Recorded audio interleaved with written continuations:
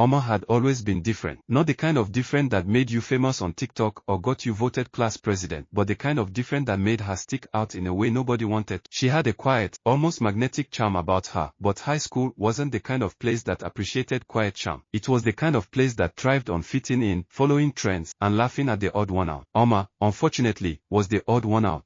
She was the kind of girl who'd rather spend her lunch break in the art room than the cafeteria, hunched over tiny, colorful beads, threading them into elaborate design. Her necklaces and bracelets weren't just accessories, they were miniature stories. One bracelet spelled courage in Morse code, another necklace was inspired by the stars, mapping constellations with delicate gemstones. But to her classmates, all they saw were weird homemade trinkets. At Westview High, being unique wasn't just a challenge, it was a liability. Omar's quirkiness caught the attention of a group of students who seemed to have one mission: make her life miserable. They weren't your typical movie bullies, all leather jackets and scowls. No, these were the kind that blended in, the popular kids, the ones who had the whole school wrapped around their manicured finger. There was Lila, the ringleader, with her perfectly curled hair and sharp tongue, Maya, who followed her like a shadow, and Devon, the class clown who'd do anything for a laugh, no matter who got hurt. At first, it was little things, sneakers in the hallway when Omar walked by, mocking whispers during class. Then it escalated. Someone had taken a picture of Omar wearing one of her handmade necklaces and posted it online with the caption, "DIY disaster." The comments were cruel, each one sharper than the last. "What is she? Etsy gone wrong," one read. "Who even wears that stuff?" Another said, "Looks like something my dog would chew on." Omar tried to ignore it, but the comments followed her from her phone into the real world. One day in science class, Devon accidentally knocked over her bead box, scattering her precious supplies all over the floor. "Oops," he said with a grin, as Omar scrambled to pick up her beads, her face burning. Another time, Lila intercepted a bracelet Omar had been working on, a custom piece for a teacher's retirement gift. "Wow, this is unique," Lila said loudly, twisting it between her fingers before tossing it to Maya like a frisbee. Omar's teachers seemed oblivious, chalking it up to kids being kids, and her parents, though loving, didn't quite understand the weight of it all. "Just ignore them," her mom said. "You're so talented, they're probably just jealous." Omar wished it were that simple, but jealousy didn't explain the knot in her stomach every morning as she walked through the school doors. Then came the day that changed everything. It was during lunch when Omar decided to wear one of her boldest necklaces yet, a cascading piece of red and gold beads that shimmered in the sunlight. She'd worked on it for weeks, and though she usually kept her creations tucked away, today felt different. Maybe it was a tiny act of rebellion, or maybe she just needed to feel proud of something, anything. But Lila noticed. She always noticed. "Wow, Omar," Lila called out, her voice dripping with fake enthusiasm. "Did you raid your grandma's jewelry box, or is that a leftover from an arts and crafts disaster?"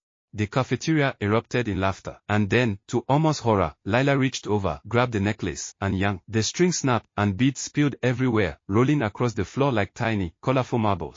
Omar froze. The laughter blurred into background noise as she knelt to gather the beads, her hands shaking. Tears prickled her eyes, but she refused to cry in front of them. As she picked up the scattered pieces of her necklace, she made a silent promise to herself. Enough was enough.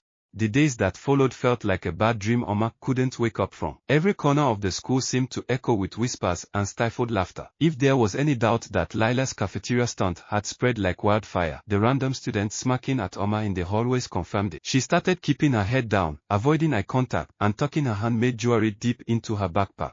The bullies, however, didn't stop. It wasn't just the taunts or the occasional accidental shove into lockers. It was the constant sense of dread. Her phone became a battlefield, a place where hurtful memes about her arts and crafts empire would circulate. Someone even made a parody Instagram account pretending to sell Omar's beaded blunders. The comments flooded in, "This one's for circus clowns only," and "I take one to burn." One night, as Omar lay in bed scrolling through her feed, she stumbled across a post from Lila. It wasn't directly about Omar, at least, not by name, but the caption read, "Some people should learn that hobbies belong in their diary, not around their neck." Omar's face burned as she realized her classmates were liking and laughing at the post. Even people she thought were neutral, or worse, kind, had joined in. "What's wrong with me?" she whispered to herself in the dark. It wasn't just the bullying that stung. It was how alone she felt, as if no one cared enough to stand up for her or even ask if she was okay. Things came to a head during a group project in history class. Omar was paired with Devon, Maya, and two other students she barely knew. They were supposed to present a skit about a historical event, but when Omar tried to contribute ideas, Devon snorted. "Oh, let me guess," he said. "You want us to wear bead crowns while you narrate?" The group laughed. Even the teacher smiled, not understanding the dig. That night, Oma locked herself in her room, her art supply spread out before her. Normally, creating jewelry calmed her, the rhythm of threading beads soothing her nerves. But tonight, her fingers trembled too much to work. She stared at her half-finished piece and wondered if the bullies were right. Maybe her talent wasn't talent at all. Maybe she was wasting her time. But then her eyes landed on a small bracelet she'd made months ago. It was a simple piece, spelled out in Morse code, but the message was powerful: stay strong. Oma traced the beads with her fingers, the smooth texture grounding her thoughts. This wasn't about whether other people liked her work. This was about her, about standing up for herself in a way that felt true to who she was. Still, how could she fight back? The idea of confrontation made her stomach churn. She didn't want to sink to their level, and honestly, she didn't think she had the energy to. But as she held that little bracelet in her hand, an idea began to form. It wasn't about revenge. It was about something bigger. Oma grabbed her sketchbook and started jotting down ideas. At first, her hand moved hesitantly, but soon she was writing furiously, her thoughts pouring out faster than she could organize them. If her bullies were going to define her as the weird jewelry girl, then she'd embrace it, but on her own terms. She wasn't just going to make jewelry. She was going to make something unforgettable.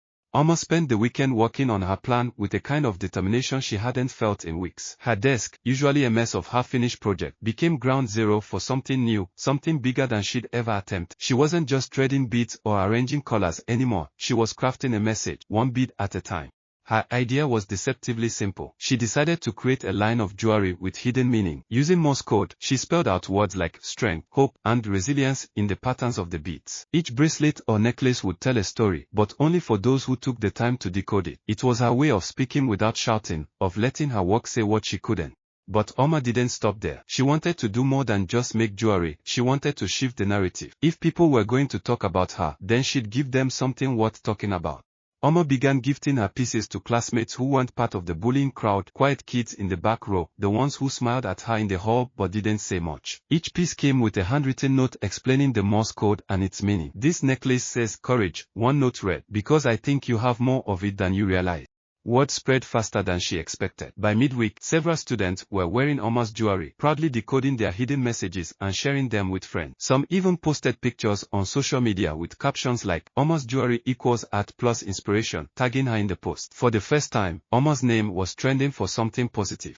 Oma's second move required something much harder than stringing beads: empathy. Over the past few months, Oma had overheard bits and pieces about her bullies' lives. Devon's parents were divorcing, Maya struggled with intense academic pressure, and Lila, the ringleader, had a reputation for perfection that came with its own invisible cage. Oma didn't excuse their behavior, but she wondered if their meanness was more about their own pain than anything she'd done. With this in mind, Oma decided to make them jewelry too, not as an apology, because she had nothing to apologize for, but as an invitation to see her differently. For Lila, she crafted a necklace in calming shades of blue and green, spelling out balance. For Maya, a bracelet with the word breathe woven subtly into the design. And for Devon, a simple keychain that spelled laugh in Morse code, not at someone's expense, but as a reminder of joy. The final piece of Oma's plan was ambitious. She approached her history teacher, Mrs. Carter, with an idea for a school-wide showcase called Hidden Talent. It would be an open mic and gallery event where students could share their hobbies, skills, or passion. Mrs. Carter, who had always been a fan of creative projects, loved the idea and helped Oma pitch it to the school principal. Within days, the event was approved and scheduled for the following Friday. Flyers went up around the school, advertising the showcase with the tagline, "Everyone has a story. What's yours?" Oma's name was listed as the organizer, and she knew it was a risk. Putting herself out there in such a public way could backfire. But she also knew it was her best chance to show the school who she really was. The morning of the event, Oma nervously approached Lila, Maya, and Devon in the hallway. She handed each of them their custom-made pieces, wrapped neatly with a note explaining the message behind the design. For a moment, she thought they might laugh, toss them aside, or say something cruel. But instead, Lila's face softened as she held the necklace. Balance, she read aloud, her voice quieter than Oma had ever heard it. Maya unwrapped her bracelet and looked at Oma, blinking rapidly as if holding back tears. Even Devon, who was really serious, turned the keychain over in his hands without making a joke. "This is really cool," he muttered, shoving it into his pocket like it was too personal to discuss in public. Oma walked away before they could say anything else. For the first time in months, she felt something she hadn't expected. Hope. The school-wide showcase was just hours away, and Oma could feel the weight of it building. Her work was done, but what came next was out of her hand. Friday night arrived, and the auditorium buzzed with energy. Students and teachers alike filed in, filling rows of chairs and lining the walls. On the stage, a microphone stood ready for performers, while tables around the room displayed painting, photographs, handmade craft, and other treasures created by students. Oma had her own table near the center, lined with her jewelry, each piece accompanied by a small card explaining the hidden Morse code message. Oma stood off to the side, her heart pounding as she watched the crowd. What if no one cared? What if the bullies mocked her right in front of everyone? But then she saw a group of students huddled around her table, holding up bracelets and necklaces, talking animatedly as they decoded the message. Someone even pulled out their phone to take a picture. Look, this one says dream big, a girl said, pointing to a bright yellow bracelet. Another added, I want the one with kindness. It's so cool how she hides it in the design. As the showcase kicked off, Oma was amazed at the talent around her. A shy boy from her math class played an original piano piece that brought the room to a hush. Two girls performed a spoken word poem about friendship, their voices shaking with emotion. Even some of the athletes, who rarely mixed with the arts crowd, got on stage to show off their freestyle rapping skills. When it was almost turn, her hands trembled as she walked to the microphone. She glanced out at the audience and saw her parents sitting near the back, beaming with pride. A small group of classmates, including some of her new supporters, gave her an encouraging thumbs up. And there, in the second row, were Lila, Maya, and Devon, each of them wearing the jewelry she'd given them. Oma took a deep breath and began, I started making jewelry because it made me happy, she said, her voice steadied despite the nerve. But for a long time, I let other people make me feel like my happiness didn't matter, like my passion wasn't good enough. She paused, scanning the room. Then I realized something. What makes us unique, what makes us weird, even, is what makes us powerful. And tonight, seeing all of you share your talents, I know I'm not alone. The crowd erupted in applause. Oma smiled, her heart swelling with relief and pride. She had said what she needed to say, and for the first time, she truly felt heard. After the performances, the students milled around, chatting and admiring each other's work. Oma was packing up her table when she felt a tap on her shoulder. She turned to see Lila, Maya, and Devon standing together, looking uncertain. Hey, Lila started, her voice quieter than Oma had ever heard it. I wanted to say I'm sorry for everything. She fiddled with the necklace Oma had given her, her fingers tracing the bead. What you said up there, it really hit me. I've been going through a lot, but that's no excuse for the way I treated you. Maya nodded, her eyes downcast. Me too, you're really talented, Oma. I wish I'd seen that sooner. Even Devon managed an awkward shrug. Your stuff's cool. And, thanks for the keychain. Oma didn't know what to say. Part of her wanted to brush off their apologies, to tell them it didn't matter. But it did matter. Their words mattered. So she simply said, thanks. That means a lot. The showcase became a turning point, not just for Oma but for the whole school. It sparked a movement of self-expression, with more students feeling comfortable sharing their passion. Oma's jewelry gained attention outside of school, and soon she was selling her pieces online, each one spreading her message of resilience and individuality. Lila, Maya, and Devon didn't become her best friends overnight, but their bullying stopped. In fact, Lila surprised everyone by joining the school's art club, where she and Oma occasionally worked on projects together.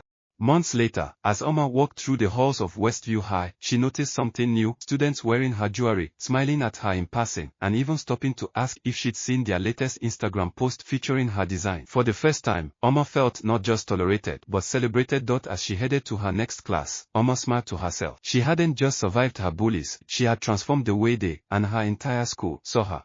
Sometimes, Oma thought, people won't understand you. They might judge you or tear you down because they don't know what else to do with your differences. But you don't have to fight fire with fire. Sometimes, the best way to stand up for yourself is to be unapologetically you, and let your light shine so brightly, even the darkest hearts can't ignore it. If you've ever faced bullying or seen it happen, share this video with someone who needs to hear Oma's story. Leave a comment below with one thing you love about yourself, something that makes you unique. Let's celebrate the things that make us different. And finally, take a moment today to spread kindness. Whether it's complimenting someone, apologizing for a past mistake, or simply listening to someone's story, small acts can have a huge impact. Hit that like button if this story inspired you. Subscribe for more powerful tales like this one, and remember, your story matters. Keep shining.